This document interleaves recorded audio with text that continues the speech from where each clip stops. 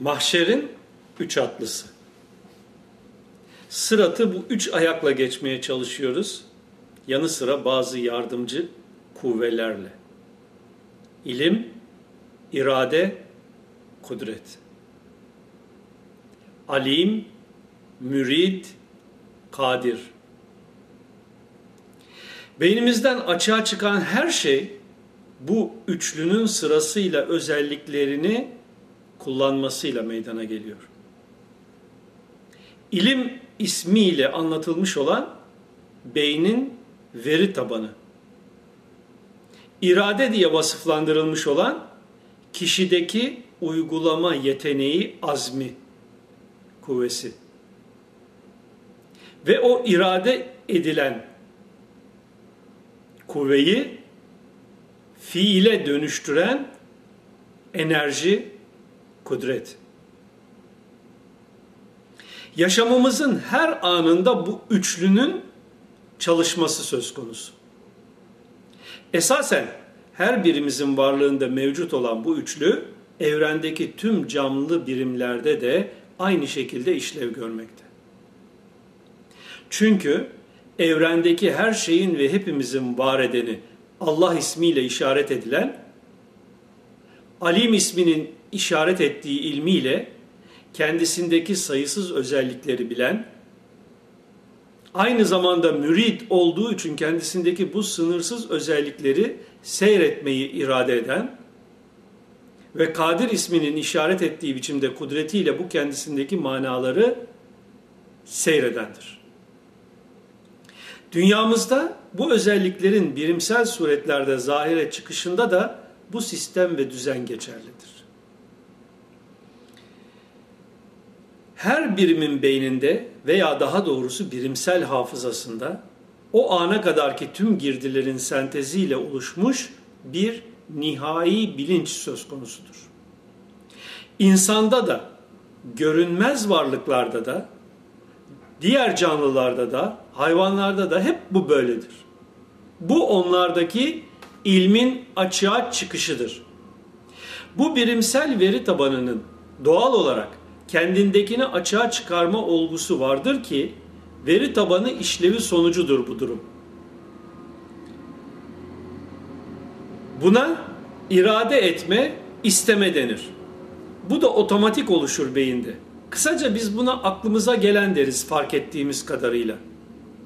Nihayet irade etme, isteme kuvvetine göre gerekli bir ölçüyü aşması halinde o fikrin kuvveden fiile dönüşmesi başlar. Ki bu da kudret denilen enerji potansiyeliyle ve ölçüsü kadarıyla oluşur. Bu üçlü sistem olarak anlattığım ilim, irade, kudret cereyanı beyinde aynı anda oluşur ve her an tekrar eder. O her an yeni bir şandadır. Hükmü birimde, bireysel noktalarda aynen böyle cereyan eder. O her an yeni bir şandadır derken o uzaydaki birim değil, Tanrı değil, senin hakikatinde her varlığın ve birimin hakikatindekidir. Ve dahi evrensel yapının küllü yani tümel tektir. İlim, irade, kudret ilişkisinin milyarlarca işlemi vardır her an beyinde. Bunlardan yalnızca birkaçı bilincimizde açığa çıkmaktadır. Aslında aklına gelen açığa çıkmış demektir. Dille veya ele getirmesen de bu geri dönüşle beyinde veri tabanını yeniden etkileyerek başka bir gelişmeyi doğurur. Kesindir, değişmezdir bu sistem.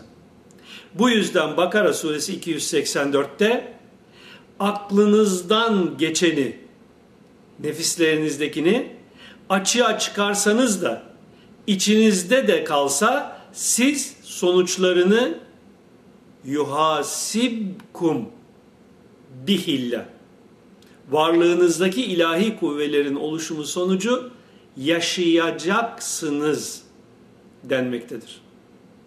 Bu mekanizmada hiçbir mazeret geçerli değildir.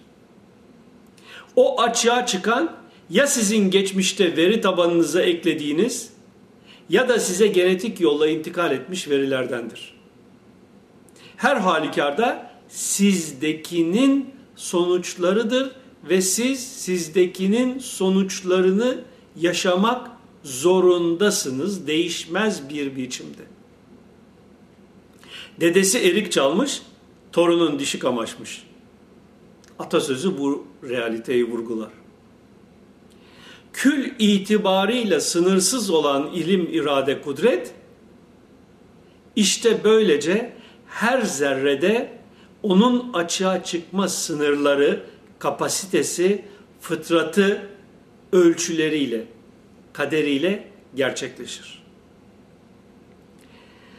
Dua veya beddua da işte bu sistemle beyinde açığa çıkar. Veri tabanı, verileri sınırları içinde. Her birim kendindekini yaşar. Her birimin yaşadığı bir diğerinkinden farklıdır. Gene her birim kendindeki kadarıyla karşısındakini değerlendirir. Gerçeğiyle karşısındakini algılamak konusunda kendi kapasitesiyle sınırlıdır. Birisine beddua etmeyin, o hak etmediyse döner sizi vurur anlamındaki Resulullah uyarısı işte bu gerçeğe dayanır.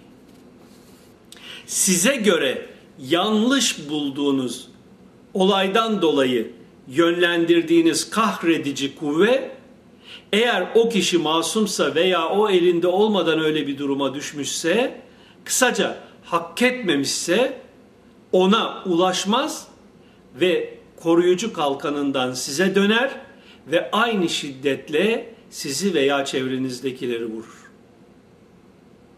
Sizin veri tabanınızla sınırlı yargılarınıza göre doğru veya göre haklı bulduğunuz şey acaba sistem açısından da aynı mıdır? Karşılaştığım olaylarda benim bakış açım acaba ben nerede yanlış yaptım da bu başıma geldi şeklindedir. Karşımdakini suçlamak yerine.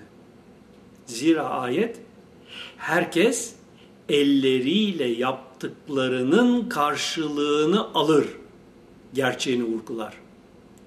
Ellerinle yaptığından murat oluşmuş beyin veri tabanındır. Evet, hak eden hak ettiğini bulur. Hak etmemişse de bu defa eden bulur. Neyse, misalle konuyu fazla yaymadan devam edelim işin önemli yanına. Dua yani yöneliş veya namaz ki o da bir yönelimdir öze doğru. Ya dışarıdaki bir tanrıdan istektir ki bu durumda dışarıda yönelilen bir tanrı olması gerekir. Ya da birimin kendindeki varlığına bahşedilmiş kuvveleri kullanarak veri tabanındaki bilgiler istikametinde dileklerini gerçekleştirme işlevidir. Yani kısaca kişi dua ederken kendindeki varlığını oluşturan Allah sıfatlarının özelliklerini, ilmindekini açığa çıkarma olayını irade ederek gerçekleştirmektedir kudreti ölçüsünde. Bildiğimiz manada ilim sahibi de olsa bu böyledir, kör kütük cahil de olsa bu böyledir, aynı işlevdir.